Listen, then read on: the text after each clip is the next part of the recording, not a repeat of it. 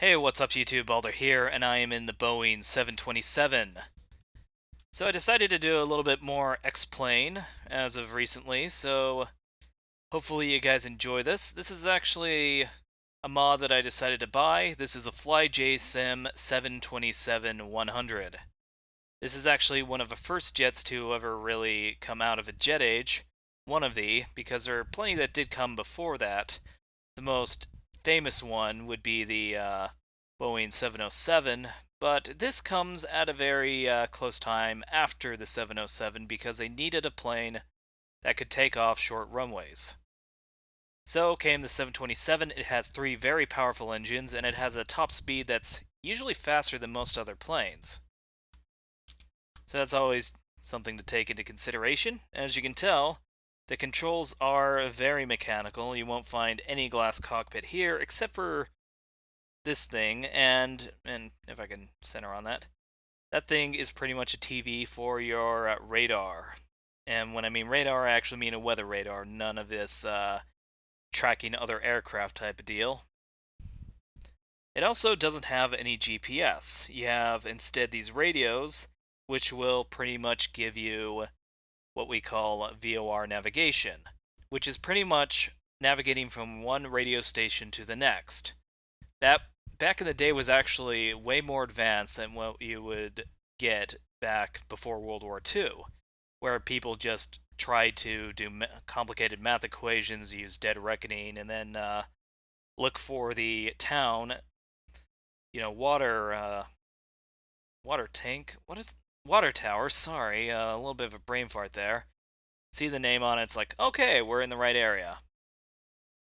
But anyway, what we're going to do is that we are going to start up this plane. Now, the first thing that you always want to do when starting up a plane is to do a pre-flight, which means inspecting everything, making sure that all these circuit breakers are in. Looks like they're in. I'm going to assume that they're in, so we'll turn on the battery. Next, we need to provide power, or generate power. Usually you'd get a ground power unit going, but since this module for some reason doesn't have one, I'm going to start the APU immediately.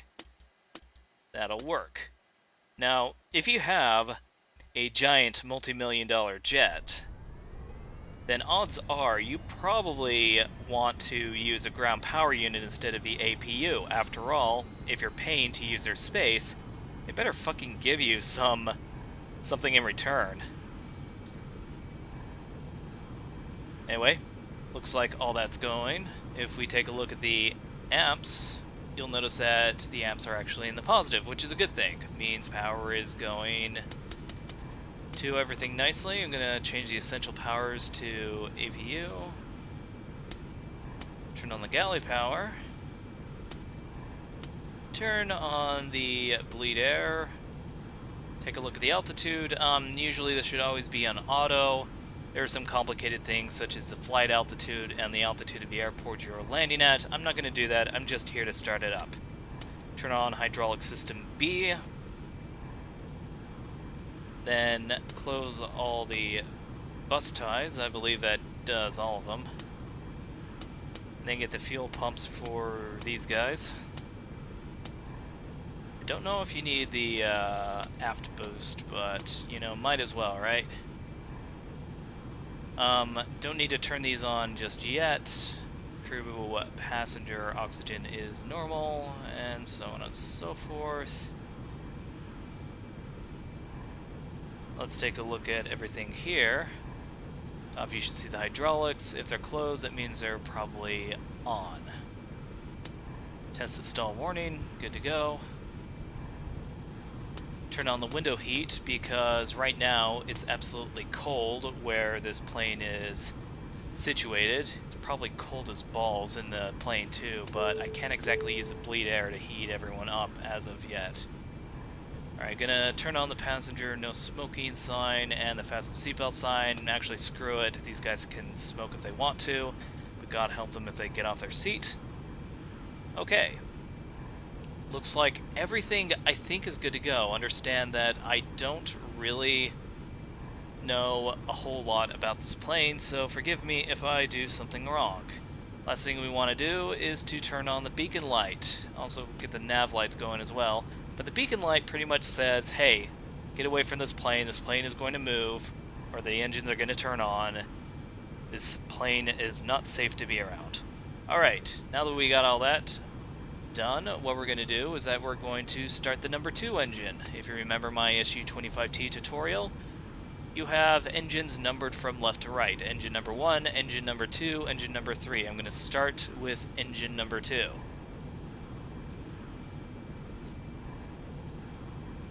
I'm going to check the needles, see if everything is going. It seems like it is moving. Yes, it is moving. I can confirm by going out.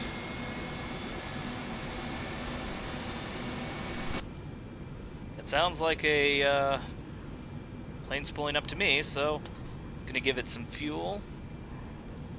Now it's really starting to go.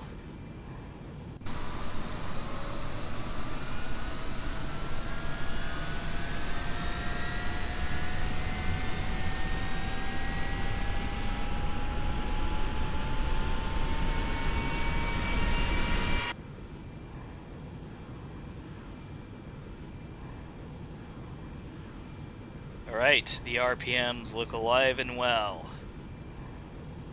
which is always good. I'm gonna make sure I turn on the temperature as well. And then I'm going to open the bleed air for this engine number 3. Everything is good to go with that. And come on. We can reach it. There we go. Track hour is a little bit dickish today.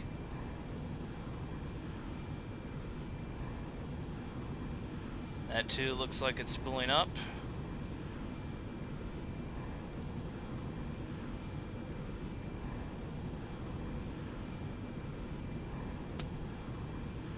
Looks good to me. That's really starting to pick up.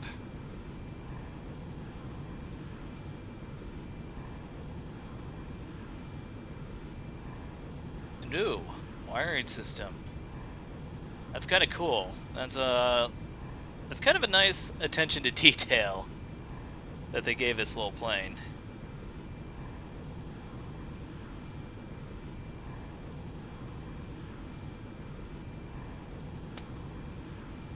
Alright, so that's started, that's on.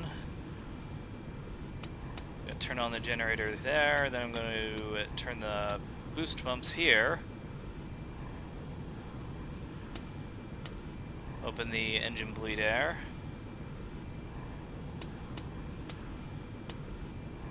Start engine number 1.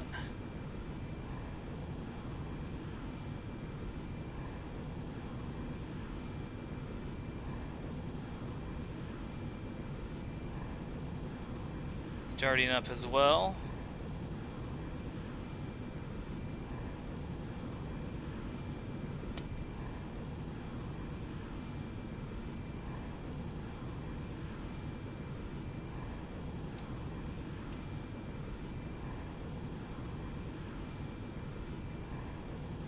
That all looks good, and I see the systems coming up. They're alive and well.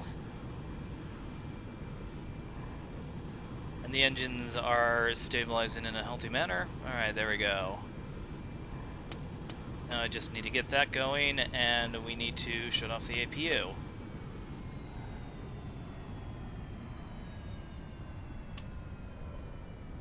That's okay, because as it stands right now,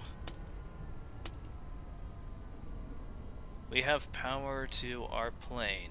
I know it sounds pretty silent, but trust me, the engines are working. Anyway, cabin control looks good.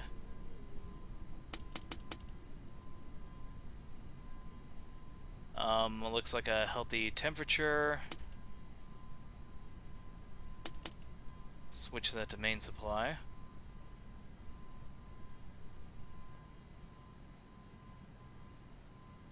Engine instruments look good. I'm gonna turn on the hydraulics now.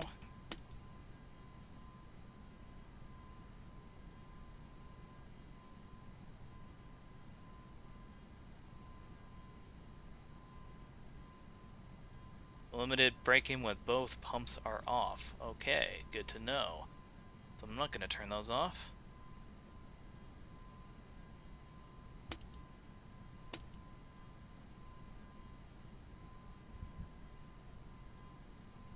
It all looks good to me. Alright, so what I'm going to do finally is to check the elevators like that. Rudder looks good as well. It doesn't tell me anything about the ailerons. Take a look at the yaw dampers. Yaw dampers are good.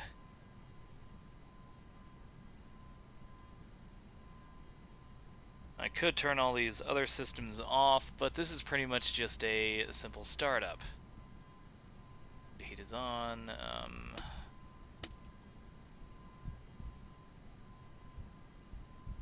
Looks good. These hydraulic powers are doing alright.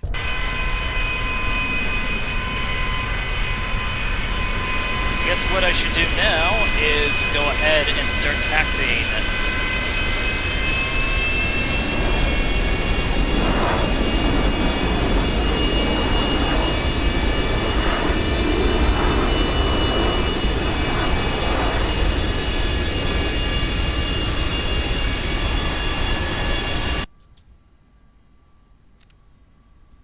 Need to set the flaps to about 20. Don't know why it's so ridiculously extended, but I don't think that matters too much.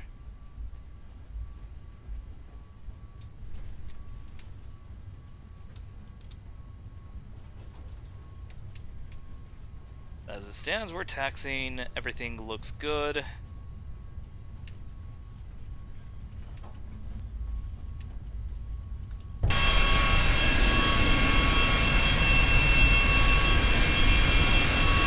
Yeah, that's pretty much it.